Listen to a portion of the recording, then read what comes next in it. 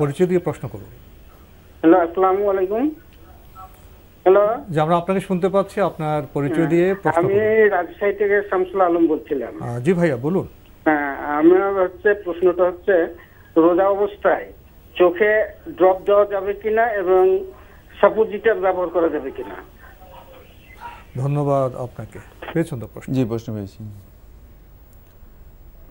ধন্যবাদ এই ভাইকে। তিনি প্রশ্ন করেছেন যে সিয়ামরত অবস্থায় চোখে ড্রপ দেওয়া যাবে কিনা। হ্যাঁ, চোখে ড্রপ দিতে পারবেন।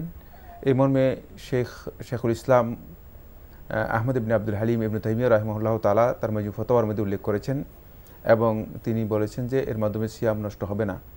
আর এটাই মূলত এই যুগের অন্যতম মুজতাহিদ শেখ মুহাম্মদ ইবনে সালেহ উসাইমিন রাহিমাহুল্লাহ তাআলা তিনি তার মাজমু ফতোয়ার মধ্যে বলেছেন এবং তিনি তার শারহুল মুমতির মধ্যে উল্লেখ করেছেন যে যদি কেউ চোখে ড্রপ দিয়ে থাকেন অথবা কানে অথবা নাকে, এর মাধ্যমে তার সিয়াম নষ্ট হবে না। কারণ হচ্ছে এটা খাবার হিসেবে তিনি ব্যবহার করেননি অথবা খাবার হিসেবে এটি শরীরের ভিতরে যায়নি।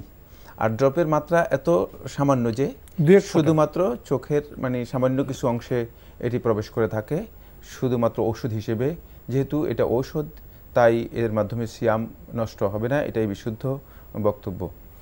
সাপোজিটর প্রসঙ্গে আর দ্বিতীয় যে বিষয়টি সেটা হলো সাপোজিটরি ব্যবহার করা এটি কতটুকু জায়েজ। হ্যাঁ, এটাও জায়েজ, যেহেতু ঔষধ হিসেবে যদি কেউ প্রয়োজন হয় তিনি ব্যবহার করবেন। যেহেতু প্রয়োজনের কারণে অনেক সময় দেখা যায় যে অনেকের অধিক মাত্রায় জ্বরের কারণে অথবা বিভিন্ন প্রয়োজনের কারণে, হ্যাঁ, ব্যথার কারণে সাপোজিটরি ব্যবহার করতে হয়, এক্ষেত্রে তার সিয়াম নষ্ট হবে না।